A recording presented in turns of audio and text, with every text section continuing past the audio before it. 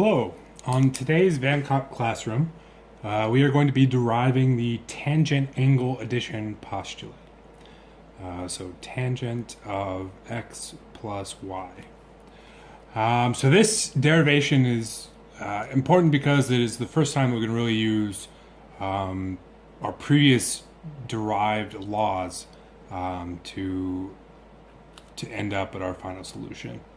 So we should recall that tangent is a sine over cosine, and the angles that we're adding will just carry into the tangent formula. So now at this stage, all we do is we plug in our previously derived formulas for the sine and cosine angle addition postulates, which, just to remind you, are sine of x plus y is equal to sine x cosine y plus cosine x sine y. And cosine addition postulate is similar. Cosine x sine, or cosine y minus sine x sine y. Okay, so all we're doing now is just plug in. So we end up with sine x cosine y plus cosine x sine y. Right, this is the sine angle addition. And the bottom will be cosine x cosine y minus sine x sine y. So this looks a little daunting, right? Because there's nothing that we can really simplify offhand out of this, since both of these are sums, right? However, we want to create tangents. So with that in mind, we can see that we have a potential tangent here, given that we have cosines in the base, and here with sines in the base. So what we're going to end up doing is multiplying to create tangents in both the top and bottom. So the way we're going to do that is multiplying by cosine x and cosine y, right? Because we want to create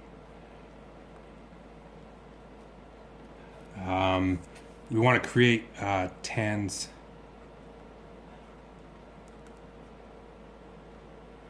We want to create this cosine in the denominator. So applying this to each term, we can see that a lot of this is going to cancel, right? So our cosine y's are going to cancel here, compared to our cosine x's canceling here.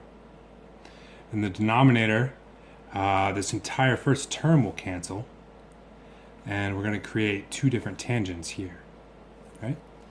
So we have sine x over cosine x plus sine y over cosine y over 1 minus sine x sine y over cosine x cosine y. And all we want to do now is just convert these into tangent functions. So this is 1, this is 1, this is another, and this is the last one, right? So we have tan of x plus tan of y over 1 minus tan x tan y. So this isn't particularly challenging, but the strategy used here is very applicable to many other trig problems. That is that we are essentially just splitting tangent into sines and cosines, and then using our sine and cosine properties to solve. Splitting tangent doesn't really do any harm to us because we can always recombine it at the end. But I find it a lot easier just to be an expert on the sine and cosine laws and then use a tangent transformation at the end to convert everything back. Well, thank you, and we'll see you next time on Kopp's Classroom.